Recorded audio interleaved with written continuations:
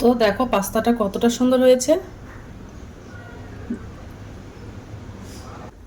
Hello বন্ধুরা, তো আমি আজকে আবার অন্যদিনের মতো নতুন একটা রেসিপি নিয়ে এসেছি। আজকে রেসিপি হচ্ছে ঘরোয়াভাবে আমি বাড়িতে পাস্তা বানাবো। অনেক সময় বাড়িতে পাস্তা থাকে না, তো বাচ্চারা জ্বালাতন করে। তো খুব সহজে একটা উপকরণ দিয়ে বাড়িতে পাস্তাটা বানিয়ে ফেলতে পারো। তো চলো আমি রেসিপিটা কিভাবে বানাই তোমরা শেষ পর্যন্ত ভিডিওটা স্কিপ না করে দেখতে থাকো। তো চলো রেসিপিটা শুরু করি।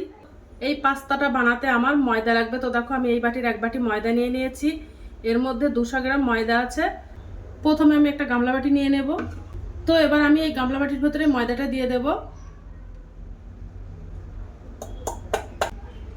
একটু লবণ দিয়ে দেব, হাফ চামচেরও কম লবণ দিয়ে দিয়েছি।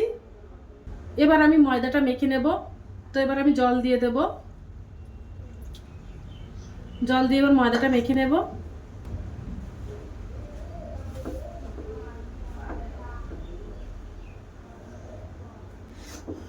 এই পাস্তাটা তোমরা আটা ময়দা যা দিয়ে পারবে তা দিয়ে বানাতে পারবে, এটা কোনো ব্যাপার না।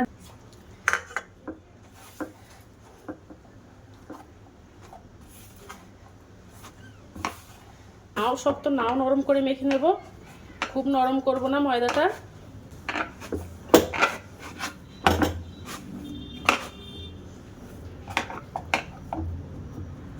দেখো ময়দাটা মেখে নিয়েছি। এই পাস্তাটা বানাতে আমার একটা কাঁটা চামচ লাগবে। তো দেখো আমি একটা কাঁটা চামচ নিয়ে নিয়েছি। এই কাঁটা চামচ দিয়ে আমি ডিজাইন বানাবো পাস্তাটার। তো চলো দেখো একেবারে নাও শক্ত নাও নরম করে ডো বানিয়ে নিয়েছি। এবার আমি এর থেকে একটু লেচি কেটে নিয়েছি। নিয়ে এবার লম্বাটে মতো করে নেব।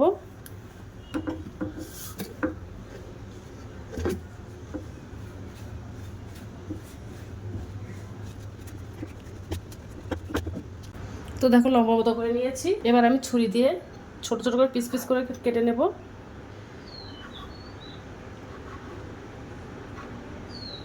একই রকম সাইজের করে নেব।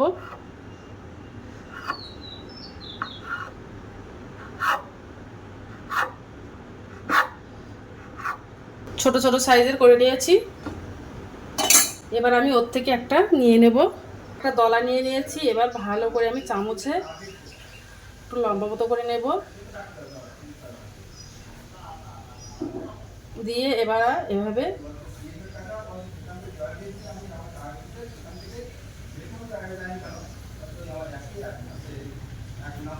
দেখো পাস্তাটা বানিয়েছি। দিয়ে এবার একটু লম্বা মতো করে নেব।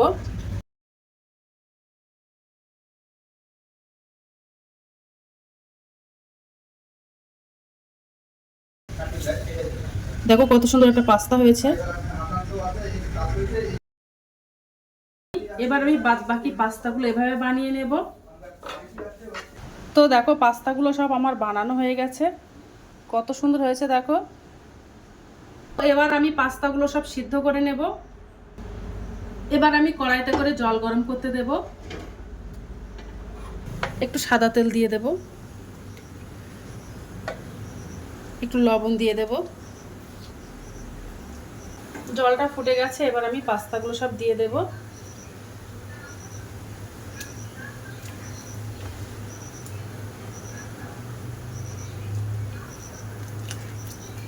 এবার পাস্তাগুলো আমি ভালো করে সিদ্ধ করে নেব। পাস্তাটা সিদ্ধ হয়ে গেছে। এবার আমি পাস্তার জল ঝরিয়ে নেব। এবার আমি সেকে তুলে নেব।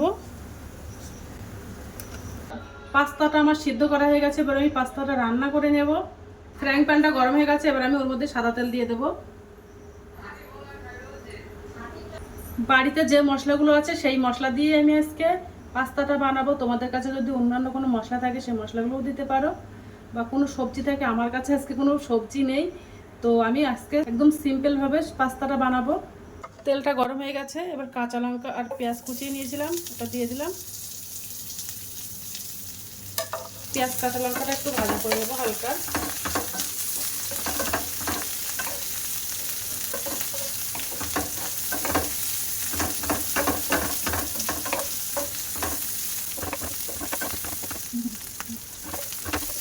এবার আমি ওর মধ্যে একটা ডিম ফেটিয়ে দেবো।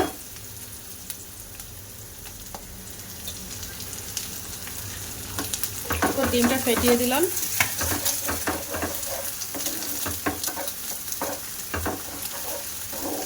পাস্তাটা দিয়ে দেব। তো পাস্তাগুলো আমি একটু মোটা মোটা করে বানিয়ে নিয়েছি, তোমরা চাইলে আর একটু ছোটো ছোটো করে বানাতে পারো।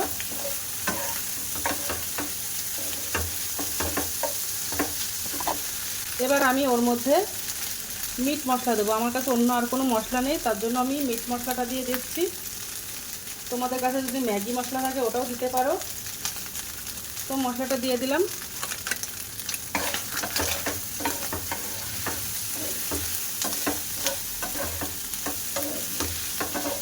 ওর মধ্যে আমি একটু গোলমরিচ গুঁড়ো দিয়ে দিলাম, একটু চিলি ফ্লেক্স দিয়ে দিলাম। ওর মধ্যে আমি 1 চামচ ভিনেগার দিয়ে দেব, 1 চামচ সয়া সস দিয়ে দেব,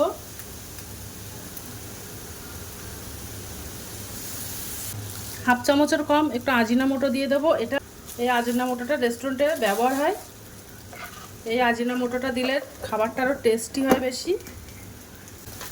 এবার আমি ওর মধ্যে টমেটো সস দিয়ে দেবো।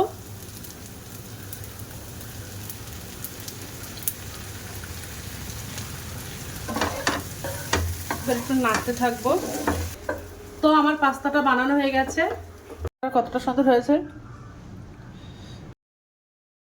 তো দেখো আমার পাস্তাটা বানানো হয়ে গেছে। এই পাস্তাটা দেখতে যেমন সুন্দর, খেতেও কিন্তু দুর্দান্ত।